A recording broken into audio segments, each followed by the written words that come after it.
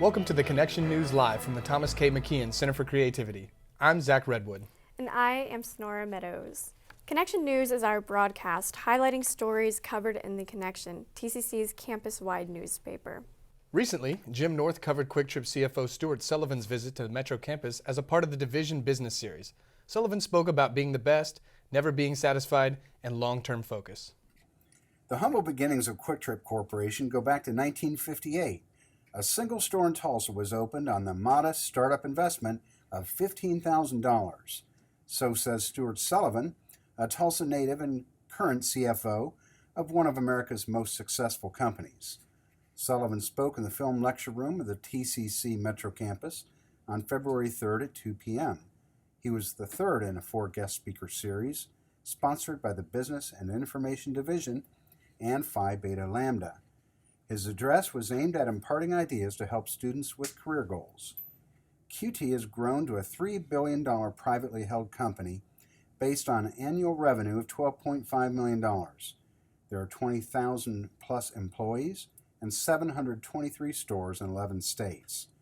Georgia is the largest market, with 138 stores in Atlanta. The Dallas-Fort Worth market will soon eclipse that number. QT is also ranked number 27 on the Forbes list of largest privately held companies and number 54 on the Forbes list of best companies for which to work. He urged attendees to find their own direction, but to establish certain priorities. Sullivan says, the first is relationships, because the relationships you establish, even at this early point, will dictate the path to your success. Business is based on relationships. He points to core values being woven in QT daily operations, creating a positive culture across the company. The first is to be the best. The second is to never be satisfied. The third is to focus long-term. And the fourth is to just do the right thing.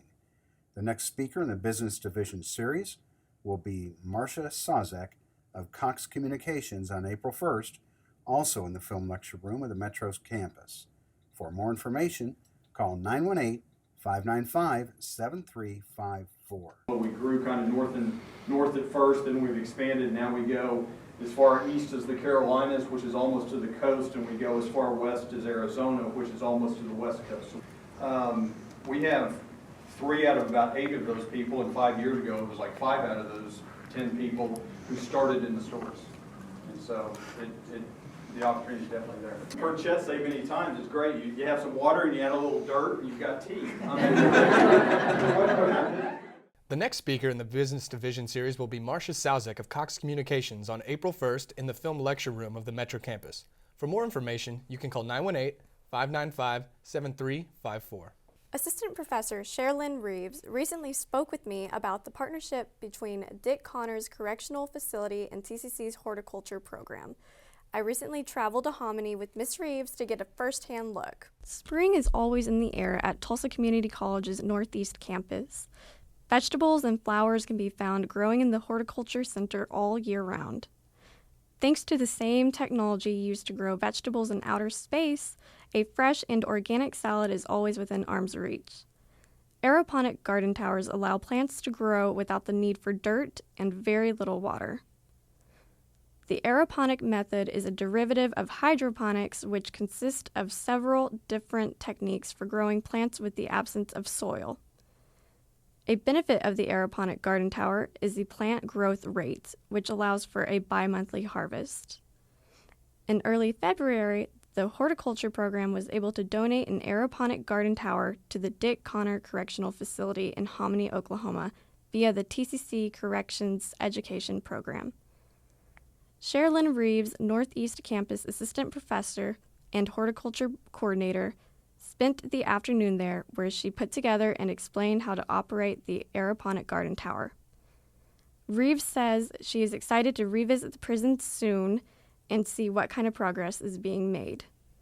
It's called the Second Chance Garden, and what it is basically it's a minimum security system where they've done just something small to be in there, and so they're not there very long, but we know they're going to need some good skills when they get out to get a job, and so we're giving them horticulture skills. They can then come here when they get out to finish their degree, and they can get a full-blown associate's degree in horticulture.